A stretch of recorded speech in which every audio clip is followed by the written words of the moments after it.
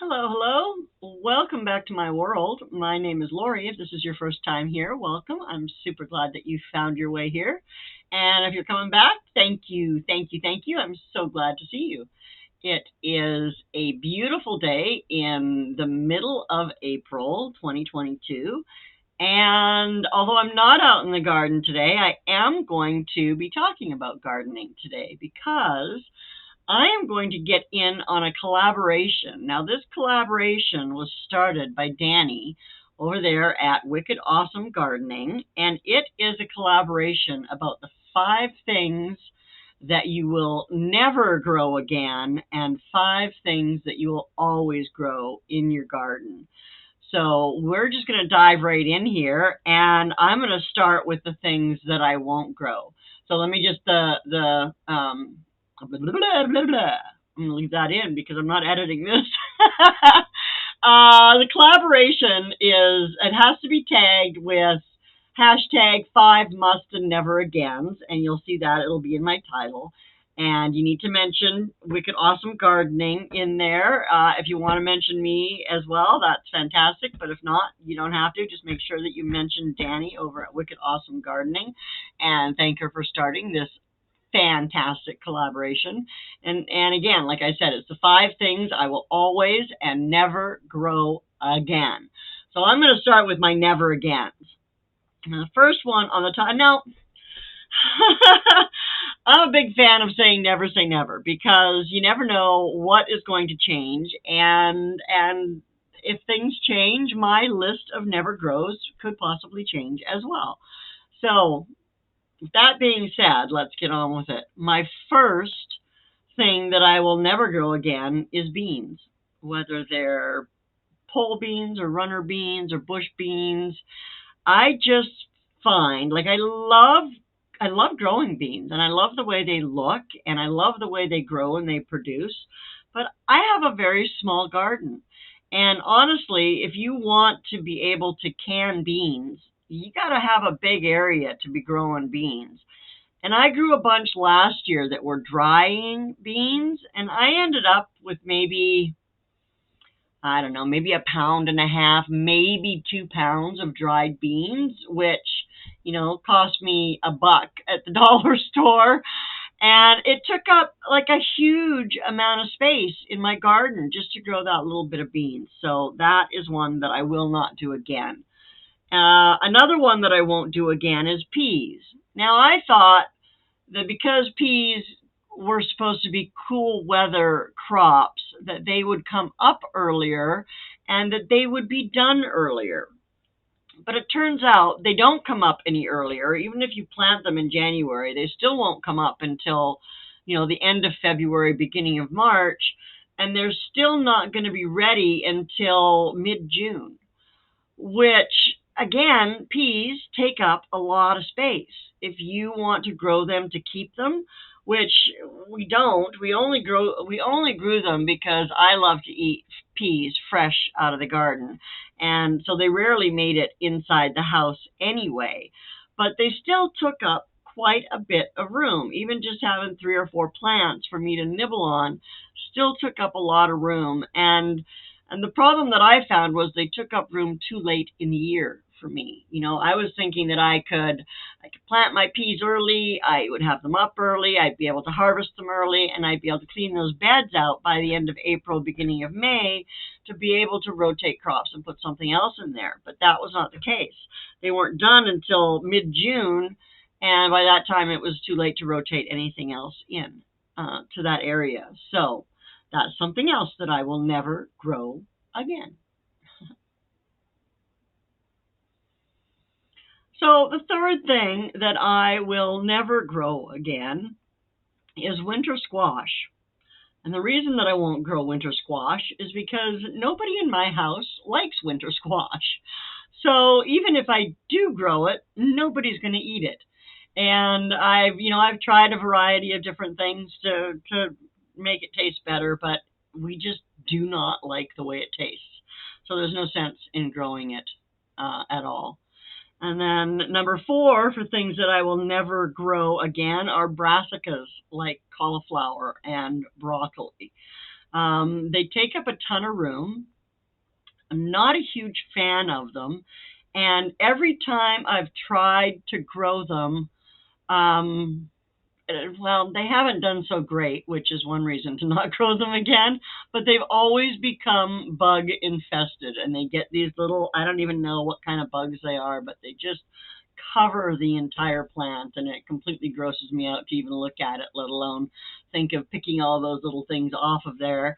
And so before my plants ever get to take off, I'm ripping them out because they're bug infested. And that's happened several times. So couple that with the fact that I don't really care for cauliflower or broccoli, it doesn't make a lot of sense to grow it, because honestly, in your garden, grow the things that you will eat. Because if you're not growing things that you will eat, you're wasting your garden space.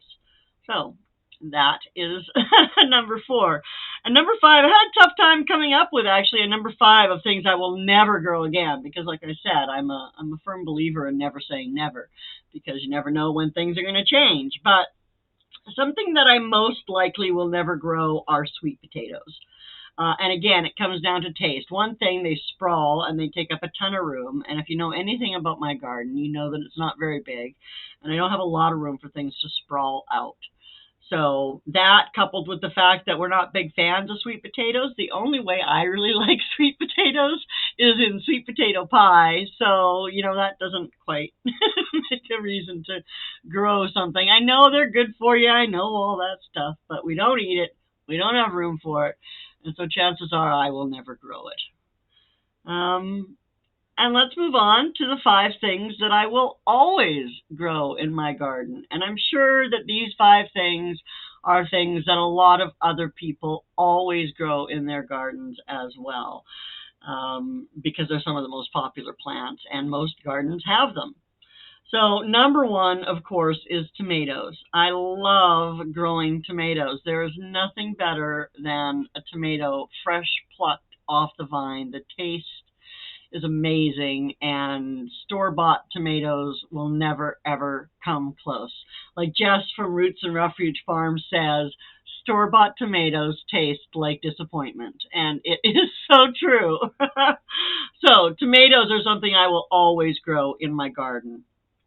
Number 2 thing I will always grow is peppers and chilies, because one of the reasons I grow tomatoes is so that I can make my own spaghetti sauce and salsa and all those kinds of things. And you gotta have peppers. You gotta have peppers for those. So peppers and tomatoes are definitely 2 must-haves. And of course, along with that, if you're wanting to grow any kind of a salsa garden, you have to have some onion.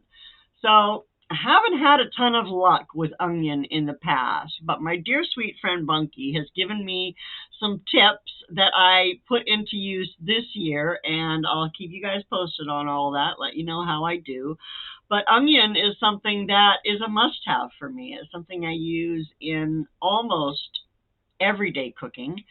I put onion in almost everything when I'm cooking, and so it's a must-have for sure. And if I could grow it myself, and so this year I've got several different varieties of onion planted. Some of it for just pulling straight up and eating it. I've got some bunching onions, some green onions, but then I also am trying a bunch of storage onions this year, and hoping that I can grow enough onion to be able to store for my winter usage.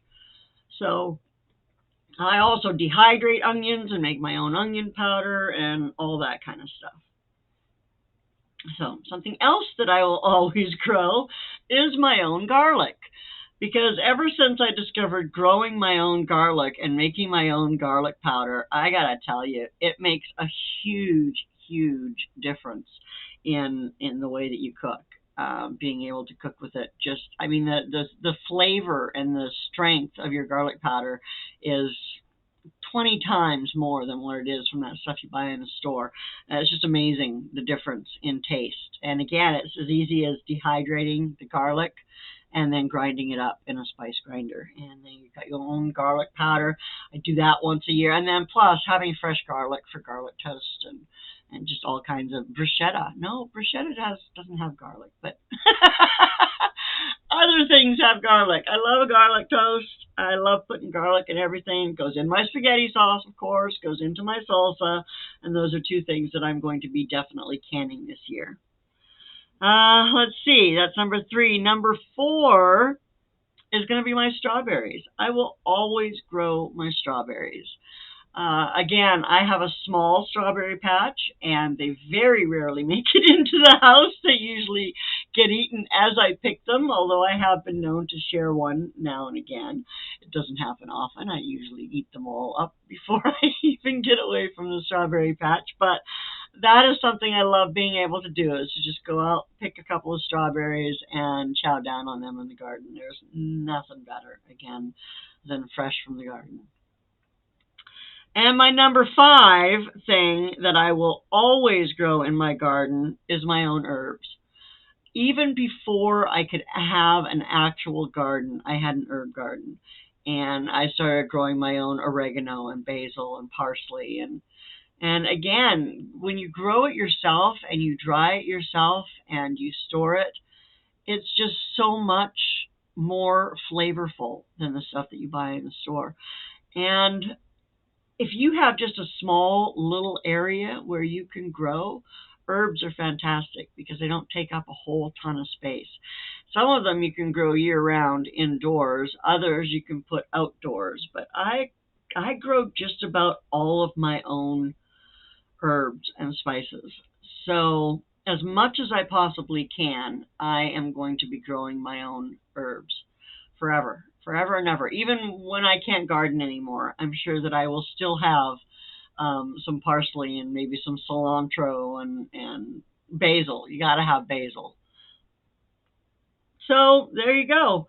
There's my 5 never agains and my 5 must-haves for my garden. I hope you've enjoyed this video. I thank you for coming and hanging out. Don't forget to go check out Danny on Wicked Awesome Gardening and check the hashtag. Just click on my link. There'll be a link to the hashtag in my title. So you can click on that link to go look at the hashtag and look at all the different videos of all the different people.